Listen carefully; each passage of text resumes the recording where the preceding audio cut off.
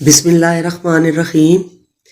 اللہ تعالیٰ کی مخلوقات اس قدر زیادہ ہیں جن کا شمار بھی نہیں کیا جا سکتا، مگر تمام مخلوقات میں سے ایک بھی کوئی ایسا جاندار نہیں جسے اللہ تعالیٰ نے بغیر کسی حکمت یا مقصد کے پیدا فرمایا ہو۔ اللہ تعالیٰ نے سور خنزیر کو کب اور کیوں پیدا فرمایا؟ سور جسے خنزیر بھی کہا جاتا ہے یہ بھی خدا کی مخلوق ہے، مگر اللہ تعالیٰ نے خنزیر کو غلیظ اور آرام جانور کہا۔ اب یہ سوال پیدا ہوتا ہے کہ جب اللہ تعالیٰ سور کو خود پیدا فرمایا ہے تو پھر اسے غلیظ اور آرام جانور کیوں قرار دیا ہے؟ اس کے پیچھے خدا کی کون سی حکمت پوشیدہ ہے؟ اللہ تعالیٰ نے خنزیر کا ذکر قرآن کریم میں 4 مرتبہ فرمایا ہے۔ سورۃ البقرہ آیت نمبر 173، سورہ مائدہ آیت نمبر 3، سورہ انعام آیت نمبر 145، سورہ نحل آیت نمبر 115۔ قرآن کریم میں اللہ تعالیٰ نے سور یعنی خنزیر کا نام لے کر اس کو حرام ارشاد فرمایا اور اس کا گوشت کھانے سے منع فرمایا ہے۔ کسی اور جانور کا نام لے کر اسے حرام نہیں کہا گیا۔ بہت سے ممالک میں غیر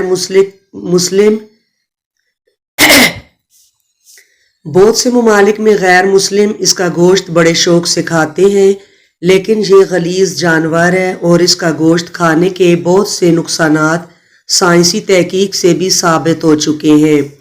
سائنسی تحقیق کے مطابق سور کا گوشت کھانا انسانی صحت کے لیے انتہائی خطرناک ہے اور یہ جانور انتہائی ذلیل اور گندا ہے، کیونکہ سور اپنی مادہ کا دوسرے نر سے ملاپ کروا کر خوشی محسوس کرتا ہے جو کہ باقی جانوروں میں نہیں دیکھا گیا۔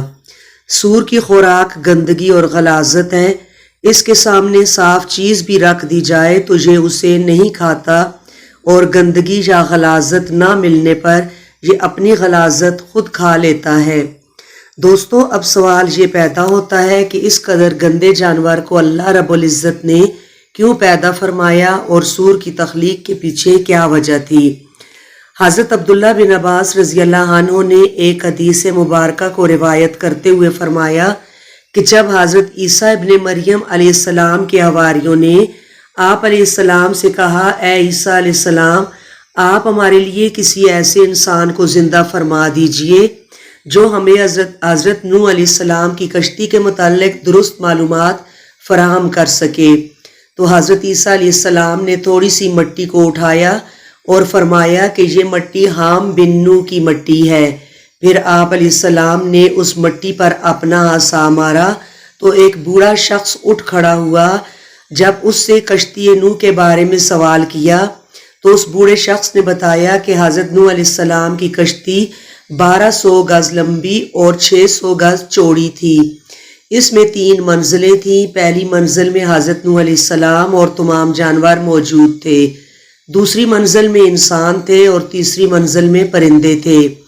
جانوروں کی غلاظت کی وجہ سے کشتی میں گندگی پھیل گئی اور بدبو اٹھنے لگی، جس کی وجہ سے حضرت نوح علیہ السلام بڑے پریشان ہوئے اور اللہ تعالیٰ سے دعا فرمائی، تو اللہ رب العزت نے حضرت نوح علیہ السلام کی طرف وحی فرمائی اور آپ علیہ السلام کو حکم دیا کہ اے نوح، اپنے قریب کھڑے ہاتھی کی دم کو پکڑ کر ایک طرف کھینچو۔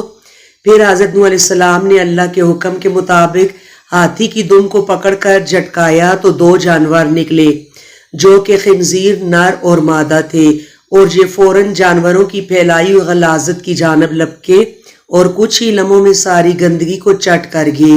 ان 2 خنزیروں کی جوڑی سے ہی ان کی باقی نسل آگے بڑھی۔ اب آپ سمجھ چکے ہوں گے کہ جس جانور کو اللہ تعالیٰ نے گندگی صاف کرنے کے لیے پیدا فرمایا وہ گندا ہی ہوگا۔ سائنسی تحقیق تو آج ہو رہی ہے۔ اللہ رب العزت نے 1400 سال پہلے ہی ہمیں اس جانور کی حقیقت سے آگاہ فرما دیا تھا۔ بے شک ہر چیز کا مالک اور خالق اللہ ہے، وہ جیسا چاہتا ہے کرتا ہے۔ ہمیں ہر صورت اس کے احکامات پر سر تسلیم خم کرنا پڑے گا، اسی میں ہماری دنیا اور آخرت کی بھلائی ہے۔ سور کے گوشت میں زہریلے مادوں کی مقدار زیادہ ہوتی ہے اور اس کی وجہ یہ ہے کہ وہ غذا میں سے زیادہ سے زیادہ مقدار میں زہریلے مادے جذب کرتا ہے۔ سور کو پسینہ نہیں آتا۔ اللہ رب العزت جو سارے جہاں کا خالق و مالک ہے، اس سے زیادہ اپنی تخلیق کے بارے میں کوئی نہیں جانتا، مگر اب سائنس نے بھی اس بات کو تسلیم کیا ہے کہ سور کو پسینہ نہیں آتا۔ اس وجہ سے وہ تمام زہریلے مادے جو کہ پسینے کی صورت میں جسم سے خارج ہو سکتے ہیں، وہ سور میں نہیں ہو پاتا اور اس کا زہر اس کے خون ہی میں جمع ہوتا رہتا ہے۔ سور پر زہر اثر نہیں کرتا۔ سور کے گوشت میں پہلے ہی زہر کی مقدار اتنی زیادہ ہوتی ہے کہ اس کو مارنے کے لیے اگر زہر دیا جائے تو وہ زہر اثر نہیں کرتا۔ سانپ کے کاٹنے کا اثر نہیں ہوتا۔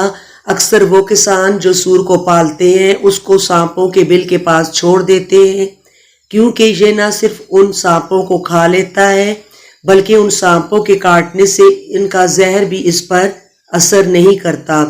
سور کا گوشت جلدی سڑنے لگتا ہے۔ جب سور مر جاتا ہے تو بیکٹیریا اور دیگر حشرات زیادہ تیزی سے اس کے گوشت پر حملہ آور ہو کر اس کو دوسرے جانداروں کے مقابلے میں جلدی سڑا دیتے ہیں۔ سور کا گوشت کسی بھی درجہ حرارت پر پکنے کی صورت میں جراثیم سے پاک نہیں ہوتا۔ آج تک اس بات کا پتہ نہیں چلایا جا سکا کہ کس درجہ حرارت پر پکنے کے بعد مکمل طور پر اس کے گوشت میں موجود زہریلے مادوں کا خاتمہ ہو سکتا ہے۔ سور کے گوشت میں چکنائی کا تناسب بہت زیادہ ہوتا ہے۔ سور کے گوشت میں چکنائی کا تناسب کسی بھی دوسرے جانور کے گوشت کے مقابلے میں انتہائی زیادہ ہوتا ہے، جو انسانی صحت کے لیے بہت خطرناک ہے۔ سور کی کھائی ہوئی غذا بہت تیزی سے اس کے جسم کا حصہ بنتی ہے۔ سور کا نظام ہاضمہ بہت تیز رفتاری سے کام کرتا ہے۔ اسی وجہ سے غذا انتہائی قلیل وقت یعنی صرف 4 گھنٹوں میں اس کے جسم کے گوشت کا حصہ بن جاتی ہے، اور چونکہ یہ انتہائی تیز رفتاری سے ہوتا ہے لہٰذا یہ گوشت غذائیت سے محروم ہوتا ہے۔ سور میں 30 ایسی بیماریاں موجود ہوتی ہیں جو انسان میں فوری طور پر منتقل ہوتی ہیں۔ یہی وجہ ہے کہ اللہ کی جانب سے سور کو چھونے سے بھی منع فرمایا گیا ہے۔ سور کا گوشت کئی مہلک بیماریوں کا سبب بن سکتا ہے۔ سور انسان میں ٹائیفائڈ، جوڑوں کے درد، پتے کی بیماریوں اور دیگر کئی بیماریوں کا سبب بن سکتا ہے۔ سور کے گوشت کے اندر ایسی سلوٹیں ہوتی ہیں جو زہریلے مادے اپنے اندر جمع کر لیتی ہیں۔ سور کے گوشت میں ایسی سلوٹیں موجود ہوتی ہیں جو کہ اس کے اندر کے زہریلے مادوں کو خارج نہیں ہونے دیتی۔ نتیجے کے طور پر وہ سارے زہریلے مادے اس کے اندر جمع ہوتے رہتے ہیں۔ بے شک اسلام دین فطرت ہے اور اللہ کا بنایا ہوا کوئی بھی قانون بے مقصد نہیں ہے۔ جزاک اللہ۔